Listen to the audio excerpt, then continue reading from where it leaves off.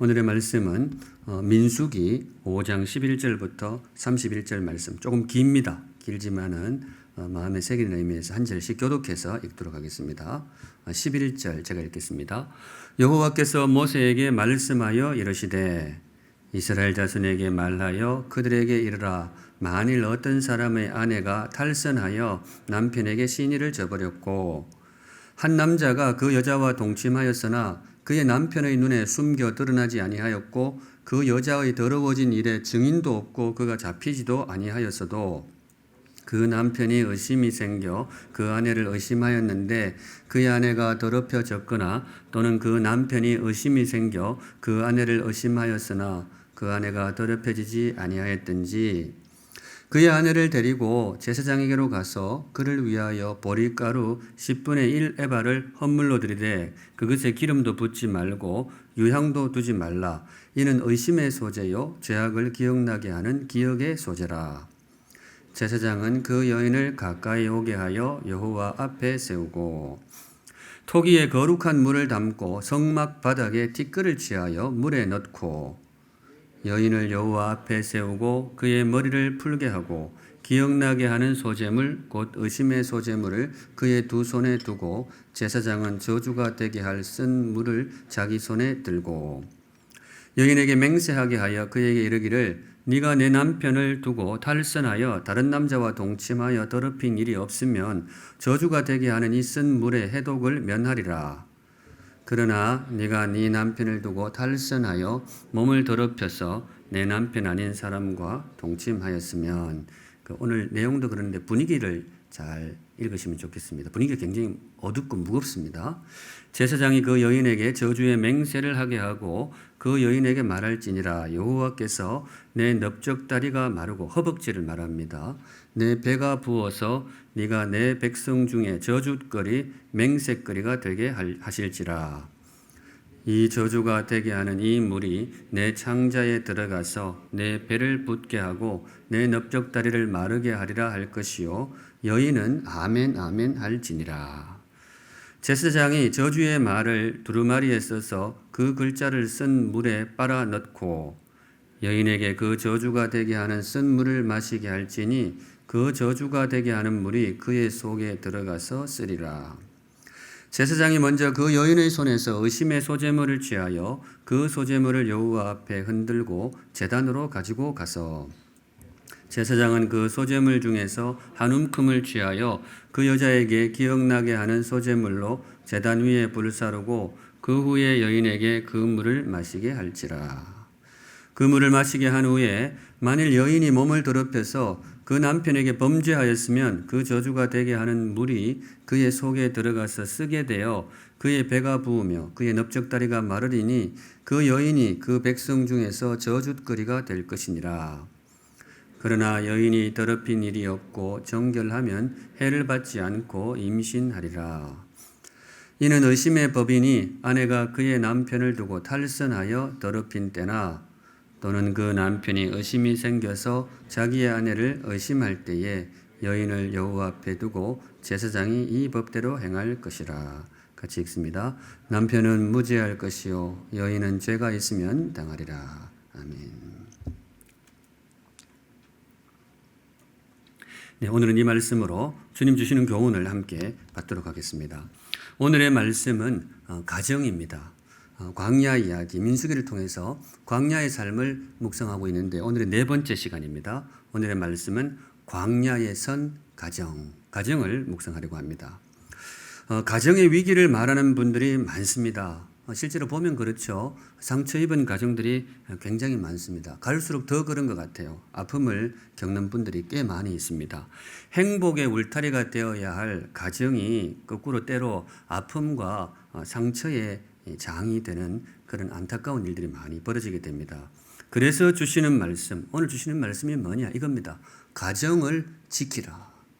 제가 제목을 원래 광야에서도 가정을 지키라 이렇게 잡으려고도 생각했어요. 그 뜻으로 받으셔도 좋겠습니다. 오늘 본문의 초점이 바로 거기에 있습니다. 오늘 본문이 굉장히 분위기가 무겁고 복잡하고 그런 묵직한 그런 언어들이 많이 나오게 되죠. 나오는데 여기 추구하는 목적은 딱 하나입니다. 가정을 지키라. 가정을 지키라. 사랑하는 샘물 성도 여러분, 여러분의 가정이 행복하시기를 우리 주님의 이름으로 축원드립니다. 네, 아마 가장 큰 행복 중에 하나일 것입니다. 가정이 정말 소중하잖아요. 세상에 이제 바보가 들어 있는데 그 중에 제일 바보는 제 생각에는 이거라고 생각해요. 제일 바보는 뭔가 하면 가정을 희생해서 무언가를 얻으려고 하는 사람. 이 사람이 제일 바보가 아닌가 싶어요. 뭐 세상에 얻고 싶은 거 좋은 게 많죠. 그런데 그 좋은 걸 얻는데 그걸 얻기 위해서 가정을 내팽개치고 가정의 행복을 그 대가로 치르고 무언가를 얻으려고 하는 사람. 정말 바보 같다고 생각해요. 그거 얻었으면 뭐 하겠어요. 이 고대 신화에 특이한 뱀이 나온다고 합니다. 자기 꼬리를 먹는 뱀이 있다고요. 제가 그림을 보았는데 뱀이 이렇게 돌 말려 있는데 자기 꼬리를 먹어요. 이렇게 있으면 뱀 머리가 여기 있잖아요. 그럼 이 부분이 뭐겠어요? 뱀 꼬리란 말이죠. 지가 이렇게 요거 먹는 거예요. 참 희한한 그림이 다 있죠. 그런 게 신화에 나온답니다.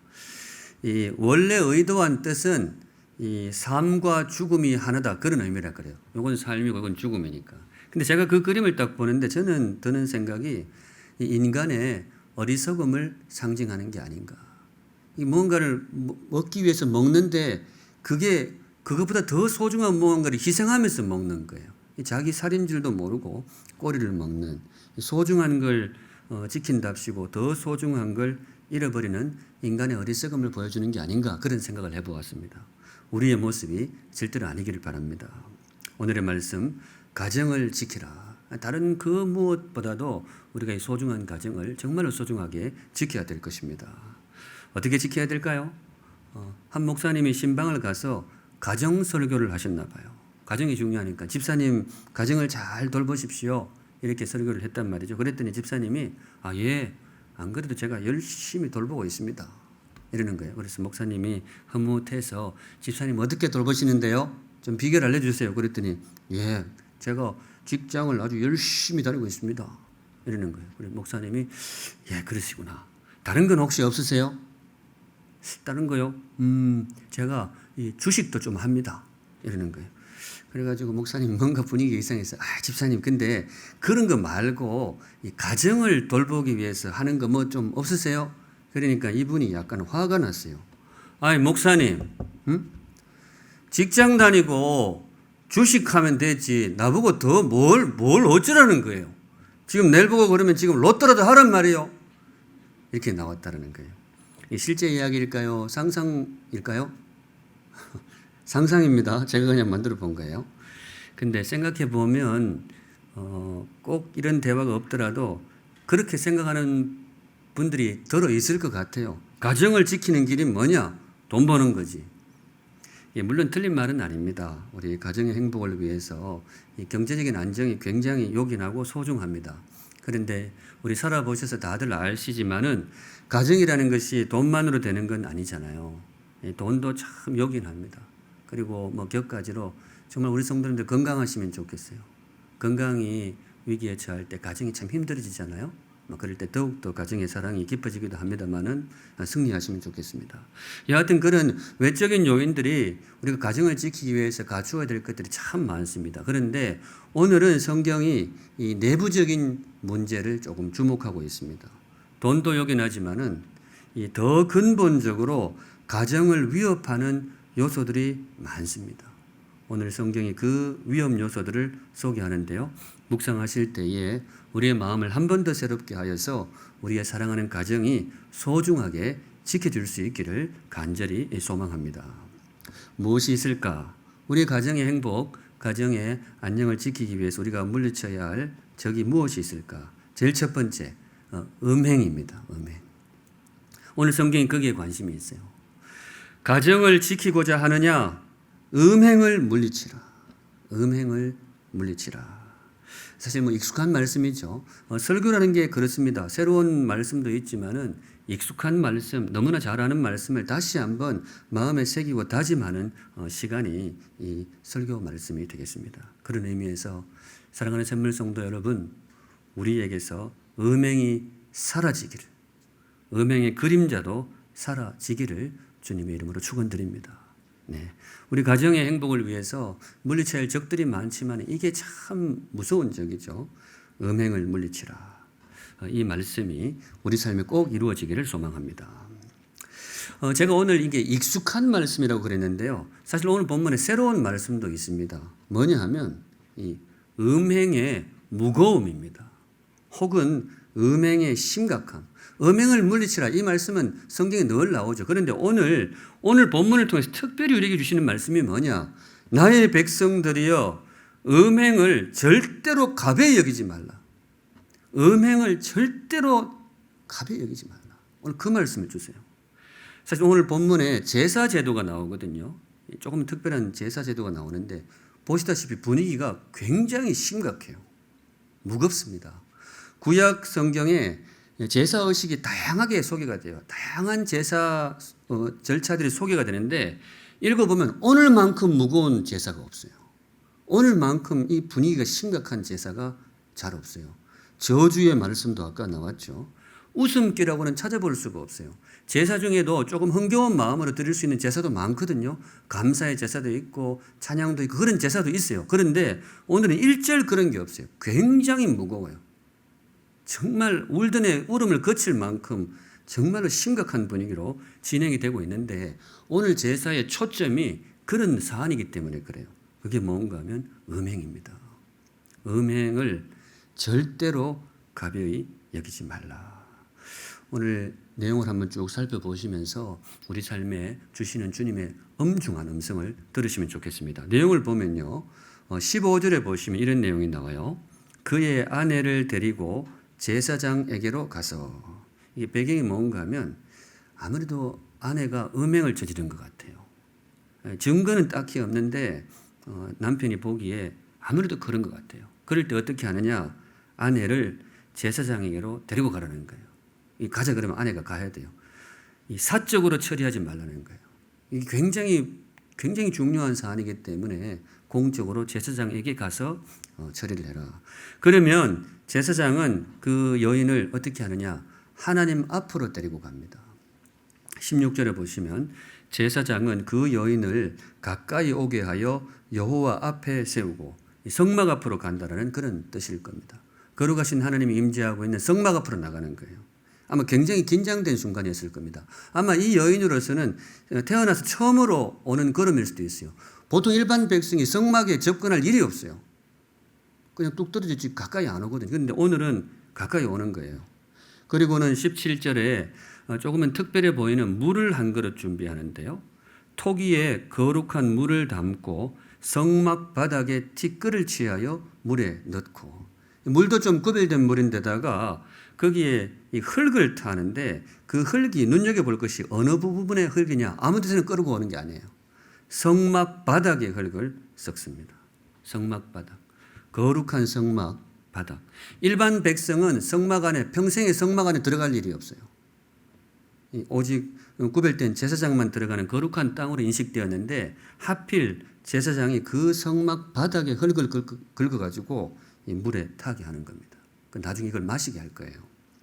그리고 18절에 여인을 여호와 앞에 세우고 그의 머리를 풀게 하는 거예요. 여자분들이 바깥에서 머리 풀 일이 없는데 이때는 합니다. 모든 것을 하나님 앞에 내려놓고 뭔가 심각한 분위기가 되고 있는 거예요.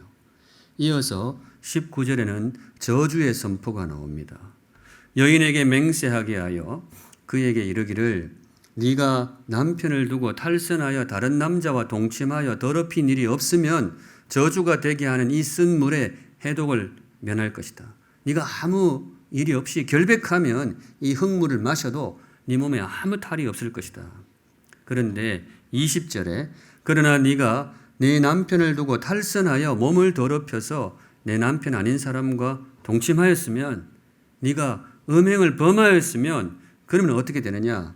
22절에 이렇게 내용이 나옵니다. 이 저주가 되게 하는 이 물이 네 창자에 들어가서 네 배를 붓게 하고 내 넓적 다리를 마르게 하리라 할 것이요. 제사장이 그렇게 선포하는 거예요. 네가 만일에 음행을 범한 일이 있으면 이 물이 네 창자에 들어가서 네 배를 붓게 하고 썩게 하겠다는 거죠. 그리고 너의 허벅지가 말라버리게 될 것이다. 그때 여인이 어떻게 이야기하느냐? 뒷부분 여인은 아멘 아멘 할지니라. 예, 그렇게 되어도 좋습니다. 분위기 굉장히 심각하죠. 이 물을 일컬어서 저주의 물이라고 부르게 됩니다. 그렇게 맹세를 하고 그 물을 마시게 되는 거예요. 그 물 마실 때 그 아내분의 마음이 어떠했을까요? 또 그걸 지켜보는 남편의 마음은 어떠했을까? 그 함께 온 가족들도 동행했을 수도 있는데 가족들의 마음은 어떠했을까? 굉장히 다들 무거웠을 거예요. 근데 여기서 우리가 눈여겨봐야 될 게 뭔가 하면 주께서 이 예식을 통해서 주의 백성들에게 선포하는 메시지가 뭐냐 이거예요. 메시지가 뭐냐? 음행의 무거움입니다. 음행을 결코 가벼이 여기지 말라. 절대로 그냥 지나가는 바람으로 여기지 말라. 음행을 저지를 때에는 뭐 인간인지라 유혹에 넘어갈 때도 있겠죠. 음행을 저지를 때는 적어도 네 몸이 썩을 각오를 해라. 그런 엄중한 말씀이 되겠습니다. 제가 이제 이 본문을 묵상하는데 이 물이 정말로 그런 효과를 일으켰는지는 사실 잘 모르겠어요. 음행을 저질렀을 때 그 물을 마시면 그렇게 되었는지 아니면 그게 단순한 경고의 말씀이었는지 잘은 모르겠어요. 물론 구약시대에는 이 물 자체가 그런 독물은 아니거든요. 독극물은 아닌데 물론 구약시대에 하나님께서 특별하게 현장에서 적절해서 징계를 내리시는 경우도 있습니다. 죽음으로 다스리시는 경우도 있었습니다. 근데 어느 쪽인지 잘 모르겠어요. 그런데 분명한 것은 뭔가 하면 우리에게 주시는 메시지가 뭐냐. 여기서 선포되는 메시지가 있어요. 음행을 절대로 가벼이 여기지 말라. 사실 우리 시대 분위기와는 많이 다르죠. 우리 시대는 사실 음행을 그렇게 무게감 있게 생각하지 않습니다. 법적으로도 간통죄도 이제 없어진 걸로 그렇게 되어 있고요. 또 뭐 살다 보면 그럴 수도 있지. 그렇게 될 수도 있고. 그리고 우리 시대에 정말 명언이 있잖아요. 이태호. 사랑에 빠지는 게 죄는 아니잖아. 그런 분위기 우리한테 있단 말이죠. 그런데 우리 시대만 그런 게 아니고 사실 민수기 시대도 그랬습니다. 이게 고대 시대라서 이렇게 엄한 게 아니에요. 사실 성적인 이런 문화는요. 고대 시대가 더 좀 문란했던 그런 경향도 있어요. 특별히 민수기 시대에는 주변 이방 나라에서는 그게 아주 일반화되어 있었습니다. 뭐 크게 그렇게 삶의 일부로 특별히 남자들의 음행은 그렇게 되어 있었고요. 심지어 이방 종교의 경우에는 그 신들에게 제사하는 과정의 하나로 신전 창기를 통해서 집단 음행이 벌어지게 되어 있습니다. 분위기가 그랬어요. 그런데 그 분위기를 거슬러서 주님께서 이 말씀을 주시는 겁니다. 무엇이냐? 이 시대에도 우리를 향하신 주님의 뜻은 분명합니다. 음행을 절대로 가벼이 여기지 말라. 음행이 우리의 삶을 썩게 할 수 있다. 그 경고의 말씀이 되겠습니다. 이 엄중한 주의 말씀이 오늘 우리 모두의 가슴에 깊이 새겨지기를 간절히 소망합니다. 광야에게 오늘 네 번째 시간인데 제일 첫 번째 시간에 전사가 되라 이 말씀 주셨잖아요. 전사가 되라. 왜 이 말씀이냐? 소중한 것을 지키라는 거죠. 나라를 지켜야 되고 뭐 어제가 광복절이었습니다마는 이 나라도 목숨 들여서 지켜야 되고 우리 가정도 정말로 목숨 들여 지켜야 돼요. 왜? 소중한 사람들이니까. 그런데 뭔가 소중한 것을 지키기 위해서 물리쳐야 할 적이 꼭 바깥에만 있는 게 아니에요. 꼭 바깥에만 있는 게 아닙니다. 우리 안에도 있고 내 안에도 적이 있습니다. 그거 잘 다스리지 못하고 잘 물리치지 못하면 안에서부터 그냥 무너질 수가 있는 겁니다. 그런 의미에서 거룩한 주의 백성 여러분, 제가 언젠가 이렇게 한번 불러드리겠다고 말씀을 드렸죠. 제가 늘 사랑하는 샘물 성도 여러분 그렇게 부릅니다마는 오늘은 거룩한 샘물 성도 여러분, 우리는 거룩하신 주님의 거룩한 백성입니다. 백성답게 사시면 좋겠어요. 우리 안에 음행이 사라지기를, 그 그림자조차 사라지기를 거룩하신 주님의 이름으로 축원드립니다. 거룩한 삶이 우리에게 임할 수 있기를 바랍니다. 바로 그 삶 속에 정말 행복한 가정이 임하게 될 것입니다. 이어서 두 번째, 가정을 지키기 위해서 우리가 물리쳐야 될 위험 요소가 또 무엇이 있을까?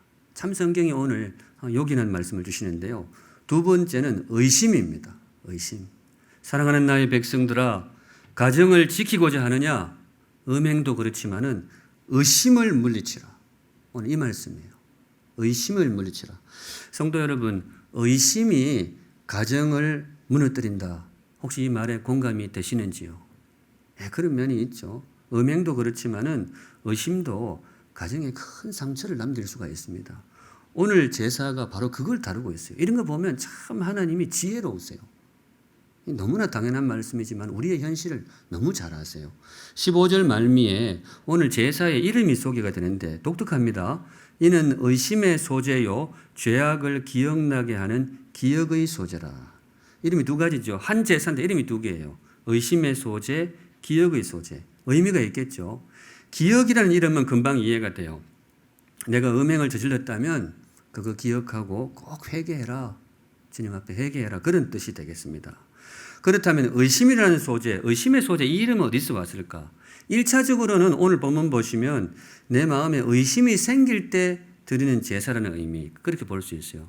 의심이 생길 때. 그런데 사실은 더 깊은 의미가 있는데 의심을 다스리는 제사라는 의미입니다. 의심을 다스리라. 우리 가정에 의심이 들어왔을 때 그걸 처리하는 제사라는 거예요. 왜냐? 이걸 제대로 처리하지 않으면 정말 큰 상처를 남길 수가 있거든요. 다른 것들도 우리의 가정에 평안과 안녕을 위협하지만 이 의심이 들어왔을 때도 이게 정말 큰 상처가 돼요. 지금은 이분이 활동을 안 하는 걸로 아는데 가수 중에 예전에 타블로라고 있었어요. 타블로. 저는 이분 이름 보고 성이 타시도 있나 그런 생각도 했었는데 이게 의심 때문에 큰 상처를 입은 분이죠. 아마 그것 때문에 활동을 안 하는지도 잘 모르겠어요. 이분이 미국에서 이제 유학생 그 교포였던 모양인데 미국의 그 대학 중에 스탠포드 대학을 나온 걸로 제가 압니다. 명문 대학이죠. 가수가 그렇게 나온 거예요. 그런데 무슨 이유인지 사람들이 의심하기 시작했어요. 저 사람이 정말로 스탠포드를 나왔을까? 얼굴 보기 꼭 그런 것 같지는 않은데 뭐 이런 식의 혹시 학력 위조 아니야? 당시에 이제 그런 그 연예인들이나 공적인 분들 중에서 학력 위조가 막 밝혀져 가지고 이슈가 됐던 적이 있었어요. 그렇게 이 사람 저 사람 보다가 그 의심의 눈초리가 이 타블로한테 눈초리가 모아진 거예요. 처음에는 그냥 몇 사람의 가십거리였어요. 이게 뭐 진짜 나왔을까? 이렇게 했는데 이게 점점 자라는 거예요. 의심이라는 것이 묘합니다. 이게 화초도 아닌 것이 자라요. 물을 안 줘도 이게 자라요. 이렇게 자라요. 이 경우도 그랬거든요. 이분에 대한 의심이 막 자라가지고 나중엔 조직화돼요. 인터넷 카페도 만들어져 가지고 타진요라고 타블로에게 진실을 요구하면 이게 완전히 조직화되어서 막 그렇게 되기 시작했어요. 아마 이분이 굉장히 힘들었던 거 봐요. 그전까지는 별로 반응을 안 하다가 이거 안 되겠다 싶었는지 직접 대응에 나섰어요.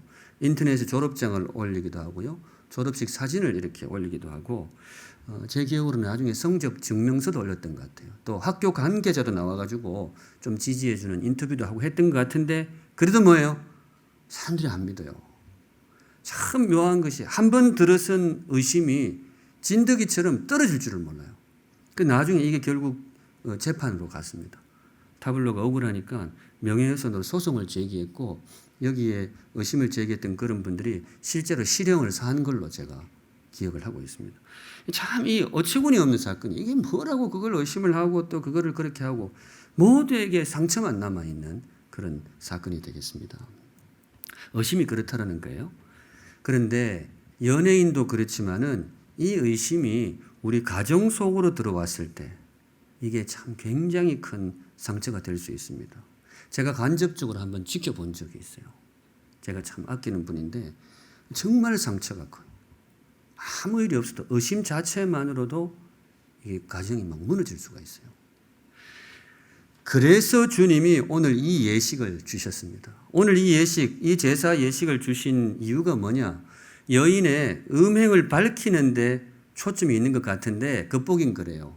그런데 이면에 더 큰 방점이 있는데 남편의 의심을 해소하는 예식입니다. 남편의 의심을 해소해 주는 거예요. 주께서 이 엄중한 제사 의식을 통해서 이 남편의 마음속에 들어온 그 의심을 없애주는 거예요. 제가 이런 거 보면 참 하나님 지혜롭다 그런 생각이 들어요. 참 성경을 보면 정말 이게 3,500년 전입니다. 3,500년 전에 주님께서 이런 제도를 만들어 주셨습니다. 지금도 들어 의심 때문에 상처받는 가정들이 있는데요. 사랑하는 샘물 성도 여러분, 여러분의 가정에 혹시 그런 상처가 있으시다면 회복되시기를 주님의 이름으로 축원드립니다. 의심이라는 게 큰 상처가 될 수 있는 거예요. 그 주님이 이 제사 제도를 세운 이유가 뭐냐? 그래, 의심이 있으면 끙끙 앓고 자르게 두지 말고 주님 앞으로 나와라. 예배로 나와서 제사장 앞에 서가지고 딱 맹세하고 제사장이 주는 물을 마시고 마셔서 아무 이상이 없으면 뭐예요? 이제 그 의심을 씻어버려라. 그런 내용이 되겠습니다. 그렇다면 지금도 시대는 흘렀지만은 우리 가정에 의심이 들어올 때가 있어요. 그럴 때 그걸 어떻게 처리를 해야 될까? 이 제사 제도를 우리 시대에는 어떻게 적용을 할 수 있을까? 제가 묵상해 봤는데 어떻게 적용하면 될까요? 우리도 이렇게 흥물해가지고 이렇게 할까요? 그건 아니잖아요. 이거 장담을 할 수는 없는데요. 저에게 주신 말씀이 그겁니다. 이 제사 제도의 오늘날의 적용은 뭔가 하면 믿어주라는 거예요. 신뢰하라. 우리 다 주님 앞에 믿는 사람인데 혹시 의심이 들 수도 있죠. 그런데 본인이 절대로 그런 일이 없었다고, 나 없었어. 그러면 뭐예요? 어떻게 해요? 믿어주라는 거예요. 신뢰하라는 거예요. 그게 이 제사법을 우리 시대에 적용하는 게 아닌가 그런 생각이 듭니다. 믿음으로 받으실 분은 주님이 주시는 지혜로 받으셔도 좋겠습니다. 오늘 이 본문뿐만 아니고 제가 성경을 쭉 이렇게 다시 회상해 보니까요. 성경이 일관되게 가르치는 가정의 원리가 바로 그거예요. 주님께서 특별히 신약 성경에 에베소서를 대표로 해가지고 가정의 삶을 가르치는 본문들이 많은데 아내들이여 남편에게 복종하기를 주께 하듯 하라 이렇게 하잖아요. 복종해라. 그리고 남편에게는 남편들아 아내 사랑하기를 우리 예수님이 목숨 들여서 교회를 사랑하신 것처럼 아내를 위해서 희생하라 이렇게 이야기를 주십니다. 참 무거운 말씀인데 이 두 명령에 공이 들어있는 이 공유되는 메시지가 하나 보여요. 뭔가 하면 서로를 신뢰하라는 거예요. 서로를 신뢰하라. 신뢰하기 때문에 남편에게 순종하고 신뢰하기 때문에 아내를 위해서 희생하라. 이 가정을 세우는 기본 원리 서로를 신뢰하라. 믿어주라. 그 사람이 아니라고 하면 믿어주라. 목사님 그러다가 속으면 어떡하실 겁니까? 책임질 겁니까? 제가 책임질까요? 아닙니다. 책임 못 집니다. 책임 못 지는데 주시는 말씀이 그거 같아요. 뭐 아니기를 바라지만 설령 그렇다 하더라도 설령 나중에 배신감에 아픔을 겪는 한이 있다 하더라도 나로서는 최선을 다해서 믿어주고 최선을 다해서 신뢰하는 것 그것이 우리 각자에게 주신 소임이라고 믿습니다. 의심하지 않고 신뢰해 주는 것 그것이 가정을 세우는 성경의 원리다. 지난주 제가 말씀 묵상하는 중에 주께서 저에게 주신 메시지가 되겠습니다. 믿음으로 받으실 분은 성경의 지혜로 받으시기를 바랍니다. 사랑하는 샘물 성도 여러분, 사랑하는 가족을 믿어주시기 바랍니다. 네, 사랑하는 가족을 신뢰하시기 바랍니다. 그래서 우리 샘물의 모든 가정에는 의심의 그림자가 사라지고 신뢰와 믿음이 가득하시기를 그래서 행복한 가정 되시기를 주님의 이름으로 축원드립니다. 아멘. 한 걸음 더 남았습니다. 마지막 세 번째, 가정을 지키기 위해서 우리가 물리쳐야 될 적이 또 무엇이 있을까? 본문에 하나 더 나옵니다. 명시적으로는 전혀 한 글자도 나오지 않는데요. 저번에 깔려있는 굉장히 중요한 메시지가 있는데 폭력입니다. 폭력. 가정을 지키고자 하느냐? 나의 백성들아 가정의 행복을 지키고자 하느냐? 폭력을 물리치라. 절대로 함부로 폭력을 사용하지 말라. 오늘 이 제사 예식에 주신 메시지가 그거예요. 음행의 심각성을 경고하고 의심의 아픔을 경고하는 의미가 있다 했는데 거기에 더하여 폭력을 예방하기 위한 의도가 굉장히 짙게 깔려 있습니다. 폭력을 사용하지 말라. 민수기는 아시다시피 고대 사회입니다. 3,500년 전. 이 법보다 어떤 면에서는 주먹이 빠른 야만적인 사회였어요. 오래전이니까. 그런데 그때 당시 배경에서 남편이 보기에 내 아내가 음행을 저지른 것 같아요. 아내는 아니라고 발뺌을 하지만은 아무리 생각해도 그런 것 같아요. 그러면 보통 그때 당시 남편이 어떻게 할까요? 폭력을 쓰는 거예요. 폭력이 나갈 수가 있는 거예요. 지금도 사실 이런 흔적들이 남아있잖아요. 명예살인이라고 이슬람 세계에서 주로 벌어지는 걸로 아는데 가끔 이 뉴스에 나오잖아요. 집안에 이 누를 끼친 여성에 대해서 사적으로 심지어 린치를 가하고 죽이기도 하는 거죠. 참 말이 안 되는 게 아버지가 딸을 죽이고 남편이 아내를 돌로 쳐요. 그런 일들이 벌어지는데 이름이 참 묘해요. 명예살인. 참 역설적이라는 생각이 듭니다. 이유도 음행을 저질렀을 때에 또 혹은 다른 종교로 개종했을 때 심지어 그런 경우도 있다 그래요. 제가 뉴스에 봤었는데 옷차림이 너무 가볍다고. 그 왜 이렇게 온몸 가리는 그거 있잖아요. 이렇게 눈만 이렇게 하는 거. 보통 그거 입고 나가야 되는데 그거 벗고 이렇게 나갔다고. 그래서 돌로 하는 그런 일들이 이 21세기에도 벌어진다는 거예요. 지금도 그러는데 이때는 고대 사회예요. 그렇게 될 가능성이 굉장히 농후한 거예요. 주님이 말씀하시기를 그러지 마라. 절대로 그렇게 하지 말라. 그러시면서 주신 예식이 바로 이 예식입니다. 이 제사 의식입니다. 우리 주님이 정말 지혜롭다는 생각이 들어요. 의심이 들 때에 사적으로 해결하지 마라. 주님 앞에 나와라. 주님 앞에 나와서 예배 가운데에 주의 뜻을 구해라. 폭력으로 해결하지 말고. 사랑하는 샘물 성도 여러분, 혹시 여러분의 삶 속에 폭력의 상처가 있으시다면 치유되시기를 주님의 이름으로 축원드립니다. 육신의 아픔도 그렇지만 그 폭력이 주는 마음의 상처가 굉장히 깊단 말이죠. 그런 그림자조차도 우리 샘물 성도들의 가정에서는 사라지기를 간절히 소원합니다. 근데 이게 참 말처럼 쉽지가 않은 게 폭력의 그림자가 이 시대가 가도 사라질 줄을 몰라요. 잊을만 하면 뉴스에 나오고 왜 그 사랑하는 아내를 그렇게 하고 또 남편을 그렇게 하고 저는 사실 도무지 이해가 안 되는 건 왜 애들을 그렇게 하는지 잘 모르겠어요. 다 죄인이라서 그렇겠지만 어떤 분들이 많은 분들이 지적하는 분석이 하나 있죠. 왜 그런 일이 자꾸 벌어지느냐? 그릇된 소유의식 때문에 그렇다. 이렇게 분석하시는 분들이 많아요. 잘못된 소유의식. 내 아내니까 내 맘대로, 내 자식이니까 내 맘대로. 그래가지고 우리 한국 사회에서는 부부 싸움에는 경찰도 못 껴든다 그러잖아요. 저 시골에서 꽤 봤습니다. 부부 싸움이 막 격화되는데 경찰이 와도 뭐 어떻게 못해요. 내 식구 내 마음대로 하는데 왜 남의 집인데 경찰이 왜 끼들어? 그럼 또 경찰이 가요. 우리나라가 좀 독특하게 좀 더 그렇다는데 유교 문화권이라서 더 심하다 그런 분석도 제가 보았습니다. 여하튼 우리의 모습이 아니기를 바랍니다. 근데 우리 마음속에 혹시 그런 은연중에 그런 생각이 있을까? 제가 언젠가 친구한테 이 심리 테스트를 받은 적이 있습니다. 여러분은 심리 테스트를 믿습니까? 한번 들어보세요. 이게 믿을 만한 테스트인지. 친구가 제 심리를 테스트한다면서 머릿속에 소를 한 마리 떠올려 보라 그러더라고요. 성도 여러분, 소를 떠올려 보세요. 저는 일찍 소를 많이 봤으니까. 그래 떠올렸다 그러니까 친구가 묻기를 지금 그 소가 어디에 있어? 여러분 소가 어디에 있어요?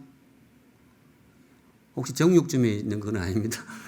저는 친구가 소가 어디 있냐길래 소는 밭에 있지. 그래 밭에서 뭐 해? 밭에서 밭 가는데 알았다 그러더라고요. 그래서 자 하루가 지났어. 다음 날이야. 그 소 어디 있어? 그리고 밭에 있는데 뭐 해? 밭 갈지. 이걸 한 서너 번 물어요. 자, 일주일 지났어. 소가 어디 있어? 소가 어디 있긴 소가 밭에 있지. 밭 가러. 그래. 하더니만은 이래 그러더라고요. 친구 표정이 약간 어두워요. 그러더니만은 이제 마지막 질문이라고 이렇게 이야기해요. 자, 이제 마지막 질문이야. 이제 소가 많이 늙었어. 많이 늙었어. 더 이상 일을 못해. 너 그 소 어떻게 할 거야? 그리고 제가 잠시 생각하다가 우시장에다가 팔아야지. 네, 그랬어요. 아버지하고 팔던 게 생각이 나가지고. 친구 표정이 진짜 심각해지더라고요. 이 소가 누구였을까요? 네 마음속에 아내가 소라는 거예요. 이게 저는 이 심리 테스트를 믿을 수가 없어요. 그래도 혹시나 그런 생각을 해봤어요. 내 안에도 그런 그릇된 소유의식이 있나? 이런 생각을 해봤습니다. 제가 그렇게 보입니까? 근데 그때 이거 친구가 그거 말해주기 전에 테스트를 사실 하나 더 했어요. 두 번째 테스트. 소 끝나고 그래 이제 이번에는 경나가 한 번 더 테스트 해야 되는데 말을 떠올려라 그랬더니 말.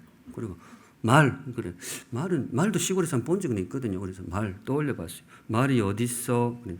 말은 쭉이 들판에 있네. 들판을 막 달리고 있다, 야. 그래. 그러냐? 자, 다음 날이야. 말이 어딨어? 생각해보니까, 야, 말이 이번에는 강가로 갔다, 야.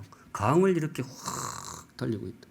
그 다음 날 어디 갔어? 이렇게 하는데, 말은 좀 신나더라고. 그래서 바다도 가고 전국으로 돌면서 이렇게 막 갈길 휘날리면서 달리는 모습이 그려지더라고. 이렇게 막 달린다 그랬죠. 마지막 질문. 이제 말이 많이 늙었어. 그 말을 어떻게 할 거야? 그 제가 뭐라고 대답했는가 하면 딱 드는 생각이, 쉬게 해야지. 그동안 고생했는데 돌아다니느라 고생했잖아요. 그래서 이 건초더미 마른 거 탁 해가지고 이렇게 침대 같은 거 만들어서 말을 쉬게 할 거라 그랬거든요. 그 말이 누구였을까요? 자기 자신이라는 거예요. 그 니는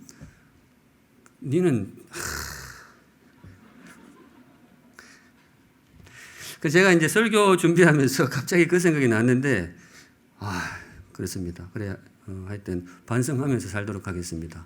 그래서 어떻게 하든지 이번 주에는 제가 설거지를 꼭 한번 하도록 그렇게 하겠습니다. 심리 테스트가 꼭 정확한 건 아닐 수도 있잖아요. 그렇죠? 오늘 설교 굉장히 힘드네요. 지금. 여하튼 없지 않아 우리 속에 그런 잘못된 의식이 있을 수도 있어요. 내 가족이니까 함부로 해도 된다는 거. 사랑하는 샘물 성도 여러분, 우리의 모습이 아니기를 바랍니다. 내 가족을 아껴야 된다. 이거는 꼭 신앙을 떠나가지고 신앙을 초월해서 인간의 기본 덕목이죠. 믿지 않는 분들에게도 이건 당연한 도리잖아요.